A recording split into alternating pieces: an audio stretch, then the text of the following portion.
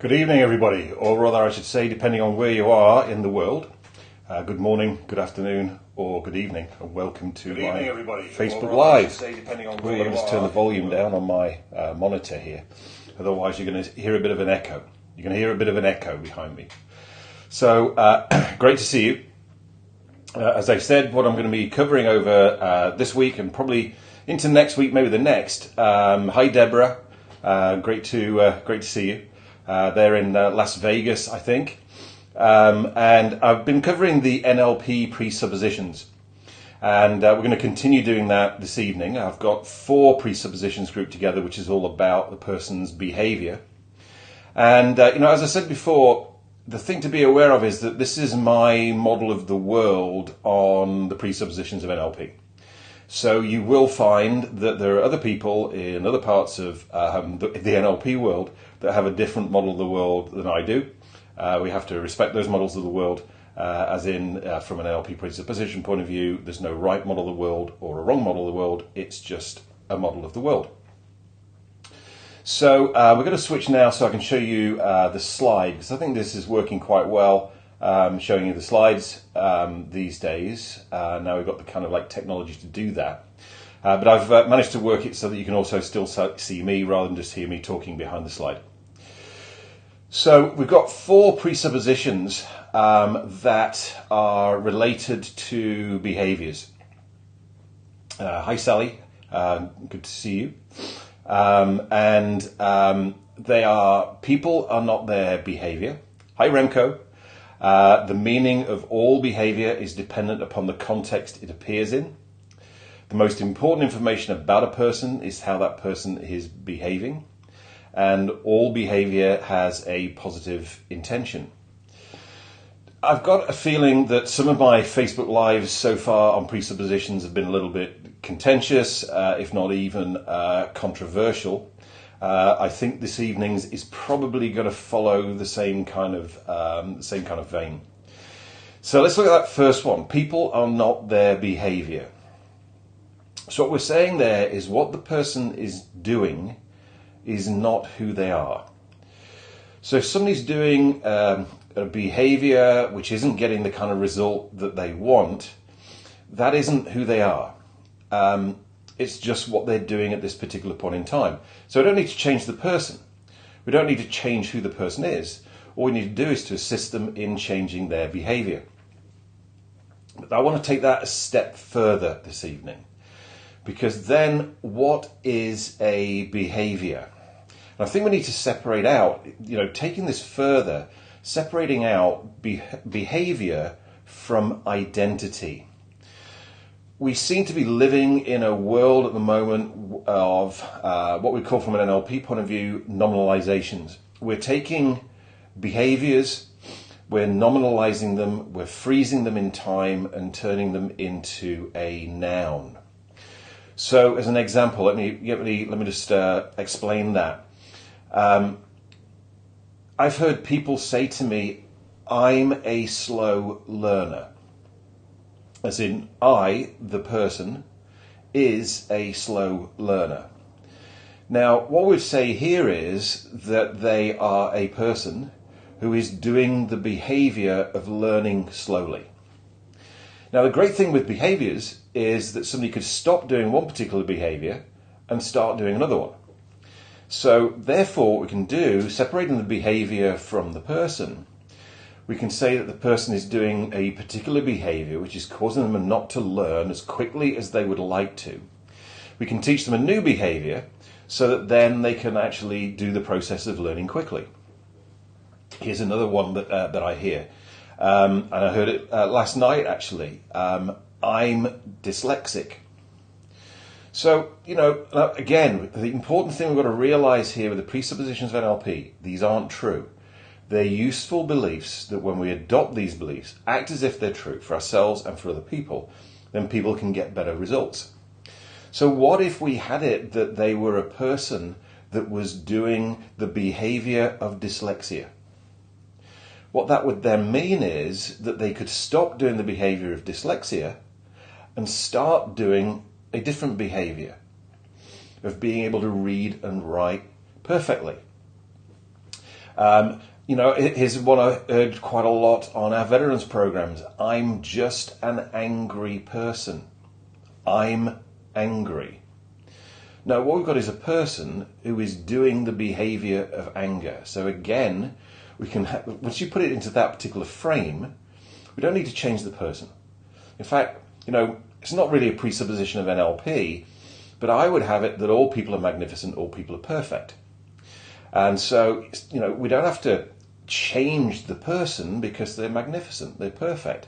What we would do is work with the person to stop doing the behaviour of anger and start doing the behaviour of happy or calm or balanced or excited or whatever they want to do instead.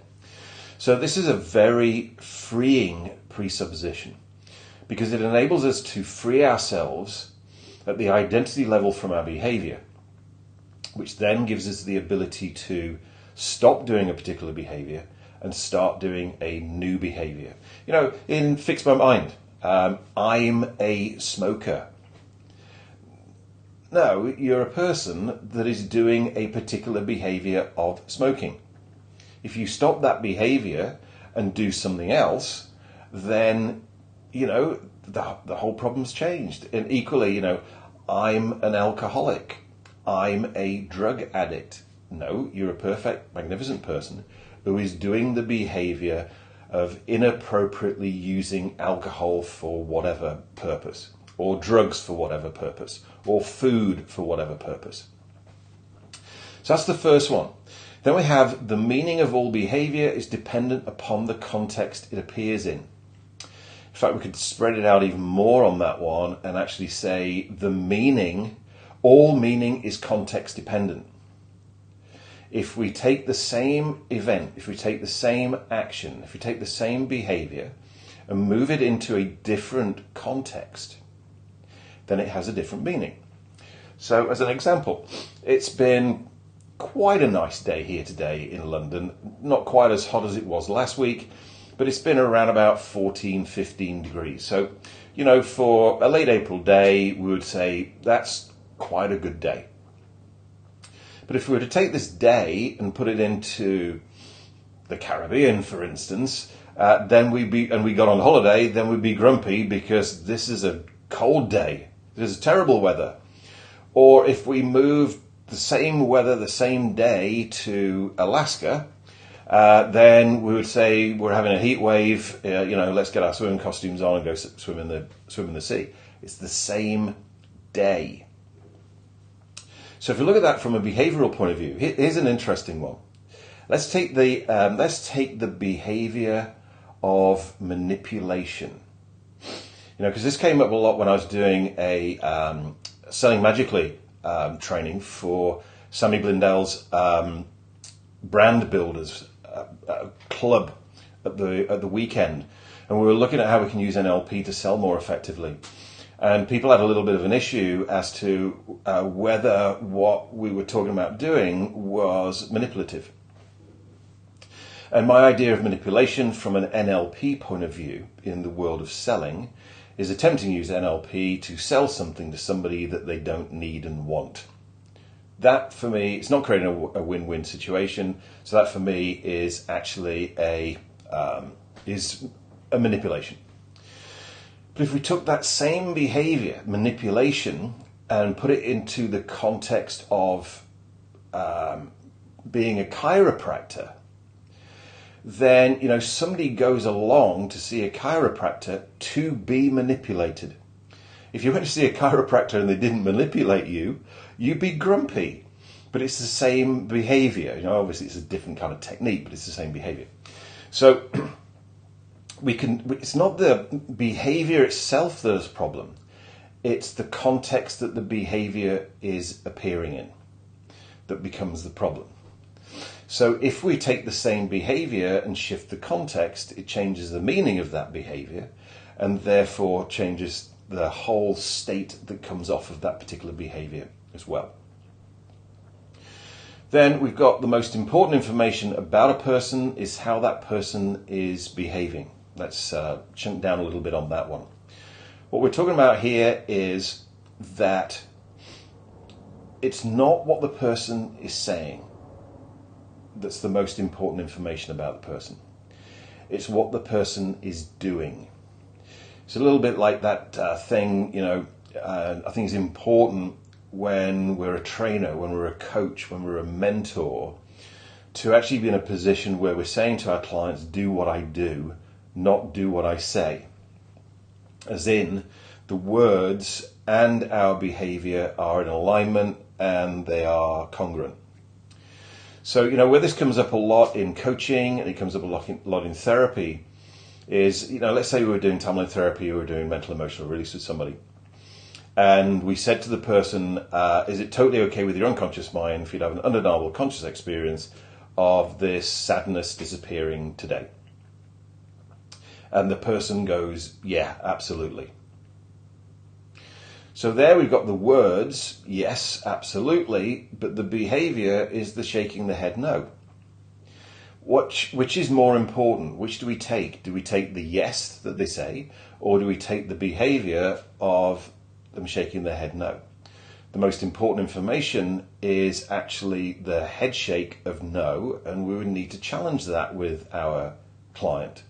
This is something that happens a lot. This weekend I'm doing our Fix Your Mind seminar, really excited about it. Taking a whole group of people through releasing anger, sadness, fear and guilt from events in their past, aligning their values, getting rid of major limiting beliefs and programming their future in a way that it happens. One of my favorite seminars.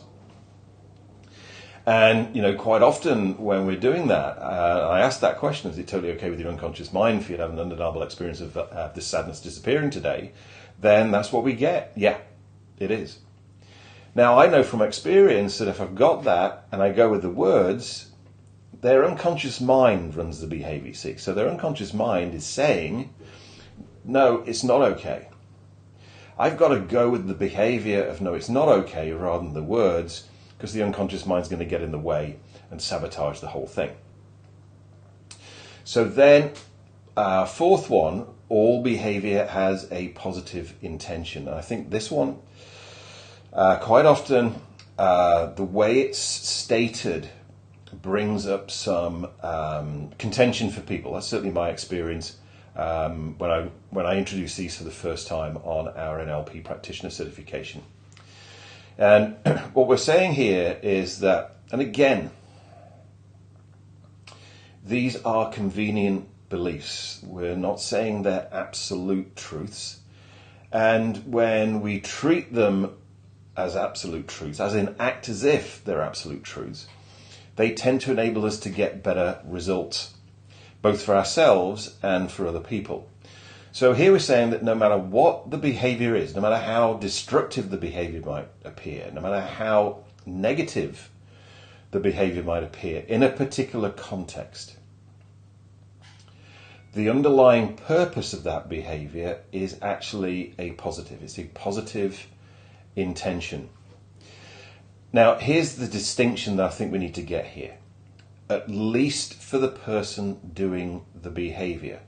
Not necessarily for the person on the receiving end of the behavior, though it may be, but at least for the person who is doing the behavior. I like to tell a little story, and I think it's I tell it in the app on our practitioner home study CDs, where it was a friend of mine, and they had a little boy, about 4 or 5 years old, and what I considered to be a stream almost stopped there, so I'm hoping that we managed to get back again there. I'm just going to check my feed. Yep, I think it is. That's good. And the carpet was almost white, was almost cream in colour, and Mum comes down one day into the lounge and finds a sandcastle in the middle of the lounge, and she knows immediately who did it. So she calls her son into the room. She's angry, and goes, "Why did you do that?" And just like only a 4 or 5 year old could do, he goes, "Because I love you, Mummy." Now, interestingly, this is a thing about emotions being behavior. How quickly do you think it took her to stop doing the behavior of angry as soon as he very, very, very congruently said, "It's because I love you"? She stopped doing the behavior of anger as fast as that. Yeah. So our emotions are behavior too. That's an interesting distinction, isn't it? Which means that we can let them go, we can stop doing them very, very quickly, not only in the moment, but also around events in the past. Now, what's the little 4 or 5 year old unconscious mind doing as far as processing this? He wakes up in the morning, he goes, okay, what do I want to achieve today? What's my purpose of the day? And he goes, I want my mummy to know that I love it. And so what he does is he goes, what am I good at? I'm pretty good at building sandcastles at the moment. So he builds a sandcastle. Where am I going to build a sandcastle that my mummy's bound to find it? Great. In the middle of the lounge. So you can see the path of working there. And fortunately, Mummy had been trained in NLP, so she said, an even better way of you letting me know that you love me is actually just to tell me and give me a hug. At which point he goes, okay, Mummy. He goes out to play in the garden and leaving her to clear up the sandcastle. But you see, when we give somebody another way, another option, for a better option even, for creating the same positive intention, their unconscious mind will take the better option and will stop doing the previous option. So everything that somebody does, that is do for a positive intention. In actual fact, what they're doing, we'll look at this next week, they're actually doing what they believe, at the unconscious level at least, is the best way of satisfying that intention, even though it might not be satisfying at all. Now, this is an important realization. The unconscious mind can make mistakes, just like that little boy's unconscious mind did.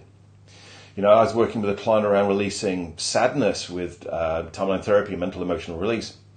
And I said to him, is it totally okay with your unconscious mind if you have an undeniable conscious experience of this sadness disappearing today? And he went, no, it's not. And I said, well, ask your unconscious mind for what purpose?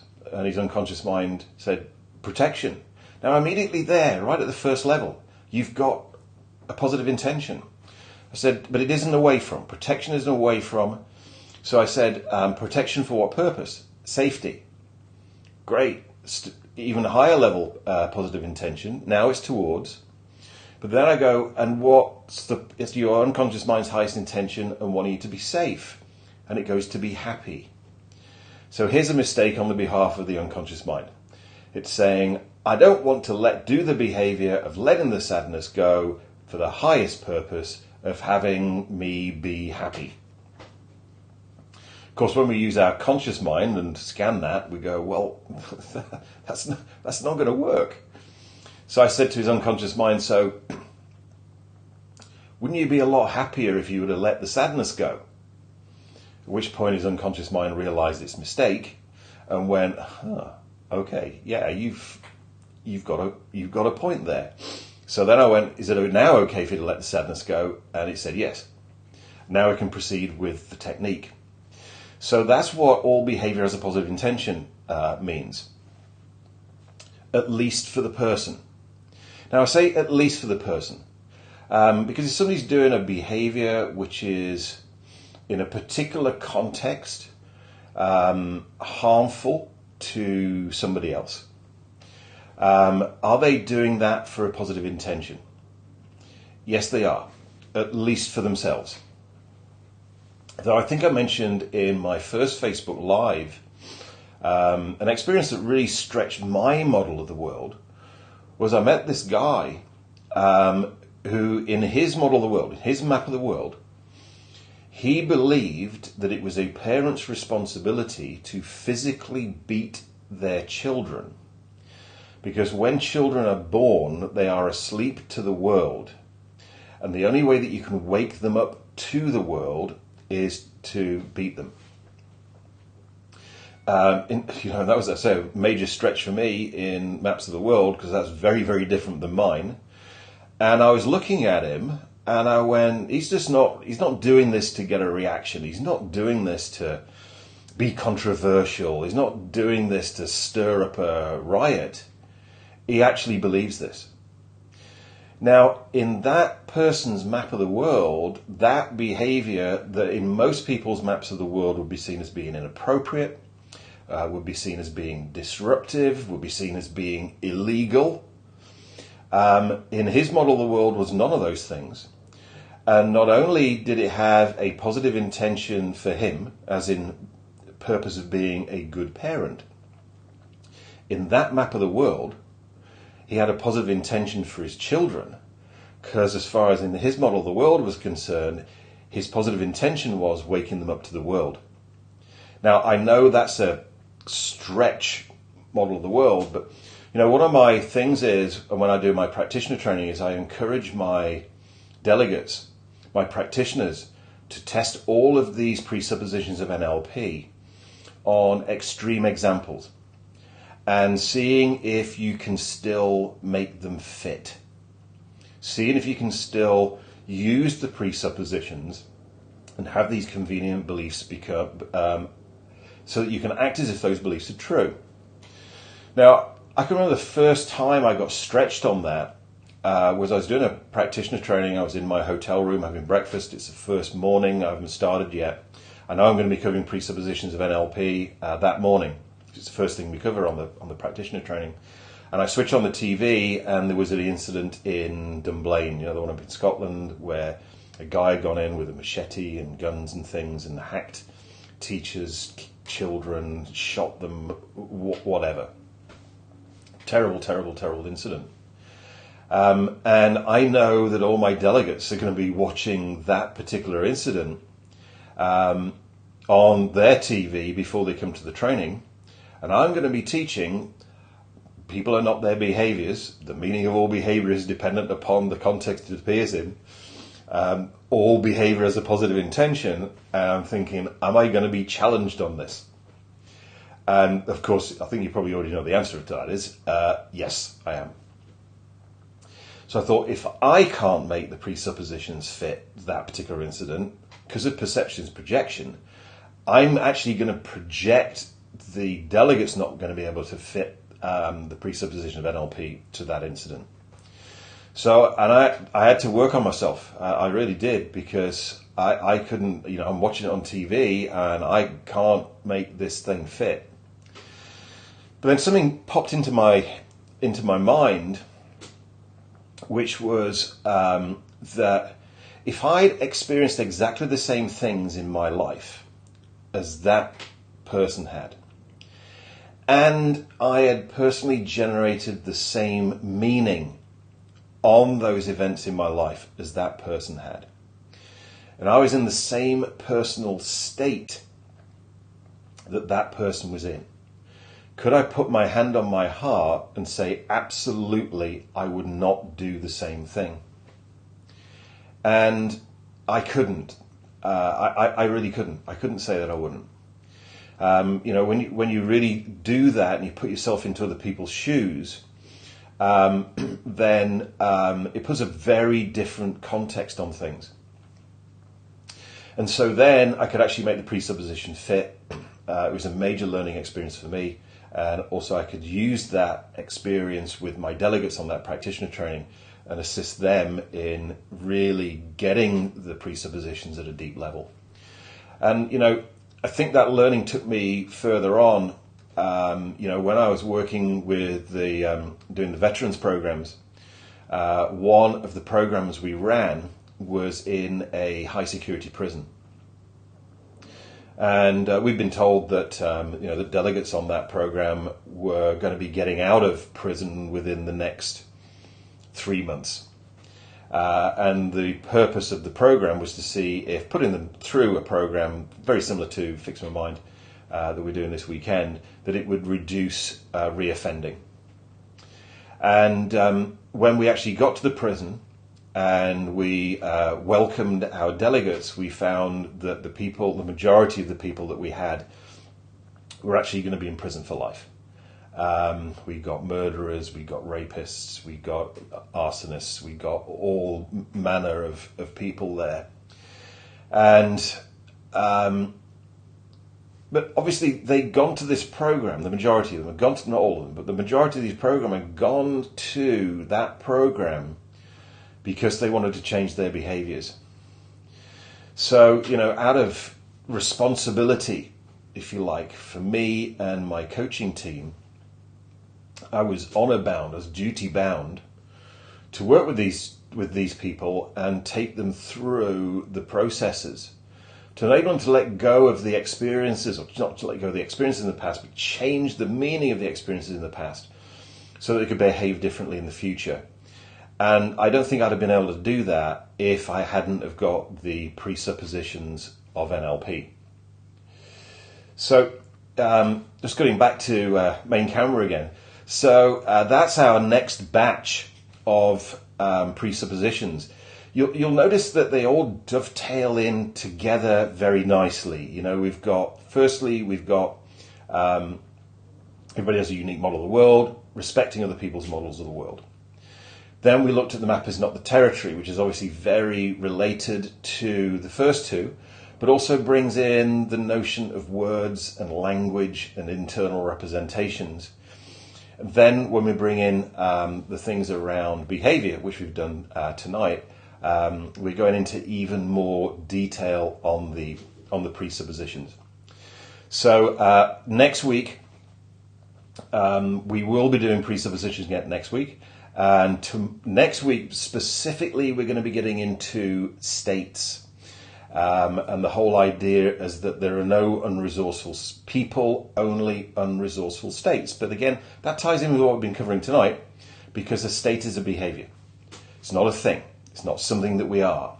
So it means, that what we're going to look at, when we look at this in detail next week, because, for instance, fear is a state, then we can let go of that fear. We can stop the fear and do confidence. And we can do it in an instant. It doesn't need time. We can stop something and start something immediately. So those are the presuppositions we're going to do next week. I can see a number of people with us this evening. So thanks for joining me this evening, or probably this morning for you, Deborah, actually out in Las Vegas. For those of you who join after the fact and watch the reviews of the live, then thank you for watching.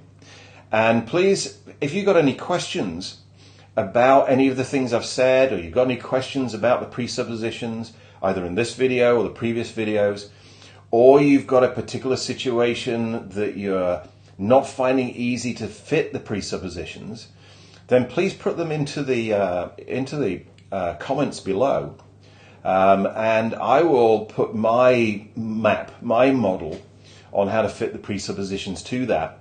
And I think, not only will that help you, but it will also help the other people who watch the video later on, because there'll be lots of people that are struggling with the presuppositions, not finding them easy, but don't actually say anything about it. So thanks for joining me. Have a great rest of the week and a great weekend, beginning of the week next week, and I shall join you next week for looking at states, the presuppositions of states. Bye for now.